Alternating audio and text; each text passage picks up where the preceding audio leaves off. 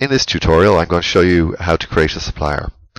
So using your username and password, you log into the system and access the tabs along the top here. Go to the Supplier tab, go to the bottom right hand corner, click Create Supplier, select the type of supplier that you're going to create: accommodation, activity, transport, travel or other service. In this particular case, I'm going to create an accommodation supplier. Okay, the name of this is the Grand Hotel. The code is GRD, whatever we want. The star rating for the particular property is a 5-star. Standard basis that this hotel is sold on, bed and breakfast or whatever, dinner bed. There's a load of choices. You can add as many of these bases as you wish. The type, a type of property, whether it's B&B, we're going to call it a hotel. Okay, in this particular case, where it's located, what destination it's in. Let's just say we'll give it Ireland as the destination. What language do we communicate with this supplier in? English. What's their default rate type per person per day? It could be per room per day, or whatever. There's multiples of those. What's the currency? We're going to select euro. The account code. This is your accounting code. So let's say it's 200. Okay. So then your nominal sales code. Let's go again. 21000 and 31000. Okay. Right. The address, 1 New Street,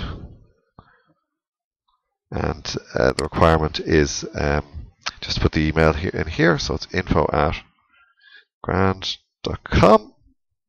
Okay, we can put in our telephone number and fax number. If there's a pickup point and drop-off point, these can be added here, and also our cancellation policy. So at this point, we just save the first level. That's the basic information on the supplier. Okay, supplier saved. Alright, so the next thing that I'm going to do is I'm going to skip over the content because I'm going to come back to that as a separate tab. So the next thing is I'm going to create the services for this supplier. Okay, so how many services? I'm going to add 3 different room types. So I'll just go add 3 services. Okay, so what type is it? First one is going to be a double. What name do I want to call it? I want to call it standard double. What code do I use for this supplier? The standard occupancy is 2, minimum occupancy 2, maximum occupancy 2. Okay, so the next one is going to be let's try a twin room. Okay, twin room, and I'll just call that standard twin. Standard twin. I can call it any name I want. It could be a deluxe twin, it could be sea view twin, it could be anything we like. Twin. The system knows that the standard occupancy is 2, minimum occupancy 2, maximum occupancy, let's make that 3. Okay, because we can that means that the system will allow us to put an extra bed into the system if we want. Okay, and finally we're just going to see a single room. Let's try singles. Okay, single. Select a single. Call it deluxe single. Why not? Oops, if I could spell it would help. Deluxe single. And the system will know that that's got a standard occupancy 111. Okay, and that's it. So basically, we have our services. We save those. You can add as many rooms as you wish, as few as you wish, or as many as you wish. Once you've got those services set up, you can now enter rates. Okay, so you just add a date range. Okay, it's from today's date up to, let's say, to the end of December, to the 31st of December. Okay, we can apply a markup to the basic costs.